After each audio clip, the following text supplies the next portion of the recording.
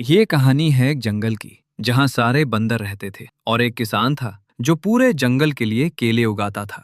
शुरुआत में सब बैलेंस था, जितने पैसे थे उतने ही केले थे और कीमत स्टेबल थी। एक दिन एक बंदर ने केला खाया और उसे बहुत पसंद आया। अब वो अपने दोस्तों को बताता है, दोस्त अपने और दोस्तों को बताते हैं। धीरे धीरे पूरे जंगल में बात फैल जाती है और सारे बंदर केले खरीदना चाहते हैं। इस प्रकार केले की डिमांड बढ़ जाती है, लेकिन केले उतने ही हैं और खरीदने वाले ज्यादा हो गए।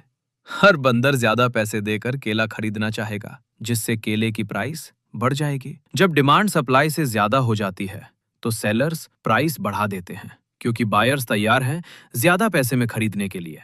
इस प्रकार के इन्फ्लेशन को डिमांड पुल इन्फ्लेशन कहा जाता है।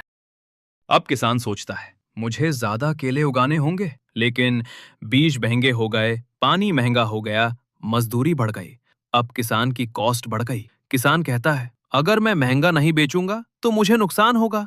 इसलिए वो केले की कीमत बढ़ा देता है। यह डिमांड नहीं बढ़ी, लेकिन कॉस्ट बढ़ी है और कॉस्ट बढ़ने का बोझ कस्टमर पर डाल दिया गया। इसे कॉस्ट पुश इन्फ्लेशन कहा जाता है। एक दिन जंगल में तूफान आया और आधे केले के पेड़ टूट गए, जिससे केले की सप्लाई अचानक कम हो गई। अब हर बंदर केले के लिए लड़ रहा है, जिससे प्राइस तेजी से बढ़ जाता है। इसे सप्लाई शॉक इन्फ्लेशन कहा जाता है और ये बहुत डेंजरस होता है, क्योंकि ये अचानक आता है और मार्केट को अनस्टेबल कर देता है। Monetary inflation. अब जंगल की सरकार सोचती है, बंदरों के पास पैसे कम है, इसलिए वो खरीद नहीं पा रहे, तो सरकार ज्यादा नोट छाप देती है।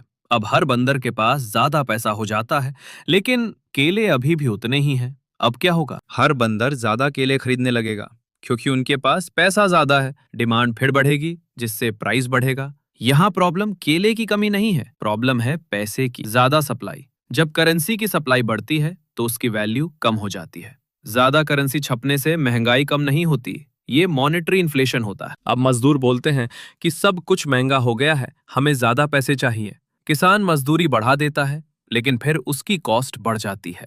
वो फिर केले महंगे कर देता है। अब फिर मजदूर सैलरी बढ़ाने की मांग करेंगे। ये साइकिल चलता रहता है।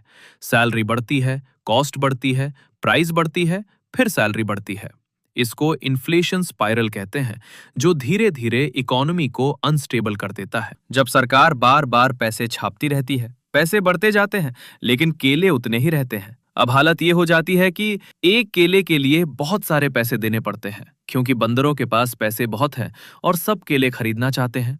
और धीरे धीरे पैसों की वैल्यू लगभग खत्म हो जाती है, जिसे हाइपर इन्फ्लेशन बोला जाता है। एक समझदार बंदर बोलता है, अगर हमें इन्फ्लेशन से बचना है तो सिर्फ पैसे जमा मत करो, केले के पेड़ लगाओ, क्योंकि पैसों की वैल्यू घट सकती है, लेकिन केला एक एसेट है जो आगे और केले देगा, जिसकी वैल्यू समय के साथ बढ़ती है।